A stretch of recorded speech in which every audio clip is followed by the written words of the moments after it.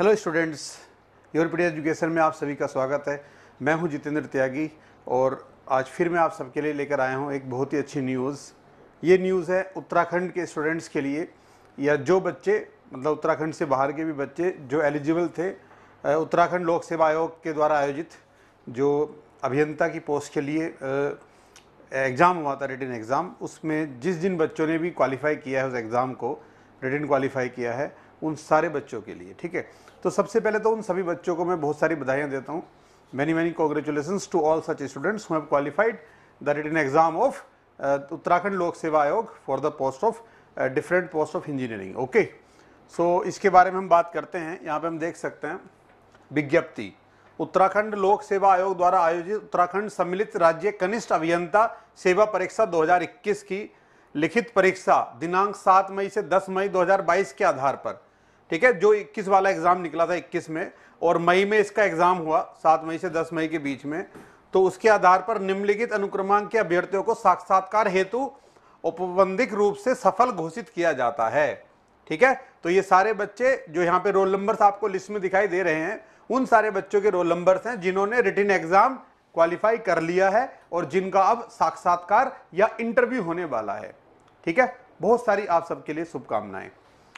अब हम देखते हैं क्या क्या यहाँ पे डिपार्टमेंट है। तो कनिष्ठ अभियंता सिविल एवं प्राविधिक, ग्रामीण निर्माण विभाग, लघु सिंचाई विभाग, पंचायती राज विभाग, पेयजल एवं स्वच्छता विभाग, लोक निर्माण विभाग एवं आवास विभाग, ठीक है। इसमें ये बहुत सारे रोल नंबर्स बच्चों के लिखे हुए हैं, तो आप ये इनकी वेबसाइट से ये पीडीएफ डाउनलोड कर सकते हैं और अपने रोल नंबर को मैच कर सकते हैं, ठीक है। काफी बड़ी संख्या में इन्होंने बच्चों को शॉर्टलिस्ट किया है इंटरव्यू के लिए, साक्षात्कार के लिए, ठीक है। तो इस डिपार्टमेंट में अगर हम टोटल देखें तो लगभग इन्होंने कितने बच्चे 3221 बच्चों को इन्होंने इंटरव्यू के लिए शॉर्टलिस्ट किया है, ठीक है। उसके बाद दूसरा है आपका कनिष्ठ या अवर अभियंता विद्युत, इलेक्ट्रिकल डिपार्टमेंट में, इलेक्ट्रिकल इंजीनियरिंग में। तो इसमें भी काफी बड़ा नंबर इन्होंने लिया है बच्चों का, लगभग 169 स्टूडेंट्स को इसमें शॉर्टलिस्ट किया है। उसके बाद कनिष्ठ अभियंता यांत्रिक सिंचाई विभाग में इन्होंने 194 बच्चों को शॉर्टलिस्ट किया है। कनिष्ठ अभियंता यांत्रिक लघु सिंचाई विभाग, लोक निर्माण विभाग 65 वैकेंसी है, इसमें 65 बच्चों को शॉर्टलिस्ट किया है, ठीक है ना। तो अलग अलग अपने अपने डिपार्टमेंट के हिसाब से आप चेक कर सकते हो।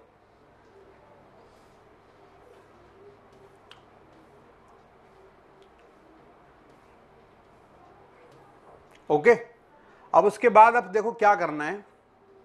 लिखित परीक्षा में औपबंधिक रूप से सफल अभ्यर्थियों का साक्षात्कार माह दिसंबर 2022 में प्रारंभ किया जाना प्रस्तावित है।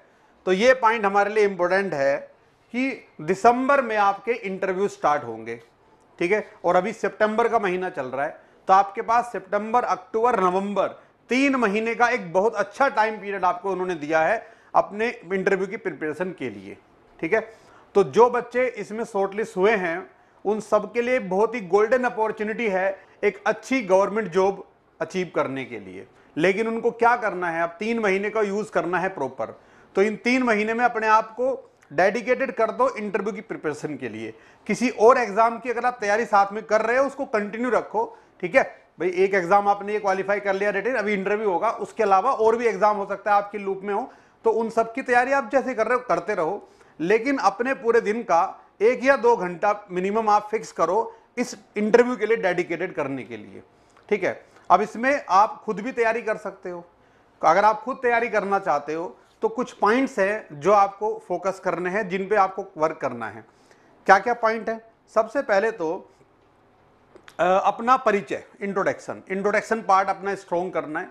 उसके अंदर क्या क्या चीजें इंक्लूड करनी है, ध्यान से उसको प्रैक्टिस करो, रिहर्सल करो, ठीक है। और हो सकता है कि अगर आपके कोई फ्रेंड्स हो उनके साथ बैठ के भी आप ये काम कर सकते हो, किसी के सामने बैठ के, शीशे के सामने, मिरर के सामने बैठ के भी आप प्रैक्टिस कर सकते हो, ठीक है। और उसके अलावा फिर आप ये जॉब क्यों ज्वाइन करना चाहते हो, ठीक है। इसके पहले आपका क्या बैकग्राउंड है, आपने बीटेक कब किया है, ठीक है, या आपने डिप्लोमा अगर किया है तो वो कब किया है। और उसके अलावा आप बीच में अगर कोई गैप है तो उस गैप में कैसे जस्टिफाई करोगे उसको। इन सब क्वेश्चंस के आंसर आपको प्रिपेयर करने होंगे। आपका फ्यूचर प्लान क्या है, आगे लाइफ में आप क्या करना चाहते हो, ठीक ठीक है, ये भी आपका एक बन सकता है क्वेश्चन वहां पे। उसके अलावा आपकी फैमिली बैकग्राउंड के ऊपर भी क्वेश्चन बन सकते हैं, आपकी हॉबीज के ऊपर क्वेश्चन बन सकते हैं, आपकी स्ट्रेंथ के ऊपर, नेगेटिव पॉइंट्स के ऊपर क्वेश्चन बन सकते हैं, आपके जो अब तक के अचीवमेंट रहे हैं जिनको आप मानते हो कि वो आपके अचीवमेंट्स हैं, या एक्स्ट्रा करिकुलर एक्टिविटीज में आप इन्वॉल्व रहे हो, उनके ऊपर भी क्वेश्चन बन सकता है। ठीक है, तो इन सारे पॉइंट्स पे आपको वर्क करना है। और उसके अलावा जो जैसे आप उत्तराखंड का ये एग्जाम है, तो उत्तराखंड का थोड़ा सा ज्योग्राफी, इसमें क्या है, सिविल के काफी बच्चे शॉर्टलिस्ट हुए हैं, तो थोड़ा सा जो उत्तराखंड है वहां पे बहुत सारी रिवर्स स्टार्ट होती है वहां से, ठीक है ना, बहुत सारी परियोजनाएं चलती हैं उत्तराखंड के अंदर, बिजली निर्माण की परियोजनाएं चलती हैं, ठीक है, और वहां पे प्राकृतिक आपदा आने के भी चांस रहते हैं, ठीक है, ग्लेशियर्स भी हैं। तो थोड़ा सा ज्योग्राफी भी पढ़ो इसकी बेसिक उत्तराखंड की, ठीक है। उत्तराखंड में जो भी मतलब ऐसी त्रासदी हुई है जैसे पहले, तो उनके कारण एज ए सिविल इंजीनियर, ठीक है, उनके क्या कारण हो सकते हैं, आप उनके ऊपर आपका फीडबैक वो ले सकते हैं, इनसे कैसे बचा जा सकता है। तो इन सब चीजों पे भी थोड़ा वर्क करना है। उत्तराखंड गवर्नमेंट की कौन कौन सी योजनाएं हैं जो ग्रामीण क्षेत्र के विकास के लिए या शहरी विकास के लिए काम कर रही हैं, उन सब योजनाओं को प्रॉपर अंडरस्टैंडिंग करो, याद करो उनको कि उनमें क्या क्या चीजें चल रही हैं गवर्नमेंट की तरफ से। सेंट्रल गवर्नमेंट की जितनी भी योजनाएं हैं, और स्पेशली भी अगर कोई उत्तराखंड से रिलेटेड है तो वो योजना क्या है उसके बारे में आपको पढ़ना है थोड़ा, ठीक है। और जो अपना टेक्निकल सब्जेक्ट है उस पर भी वर्क करना है, उसको एक बार गो थ्रू हो जाओ पूरा इंटरव्यू के पॉइंट ऑफ व्यू से, ठीक।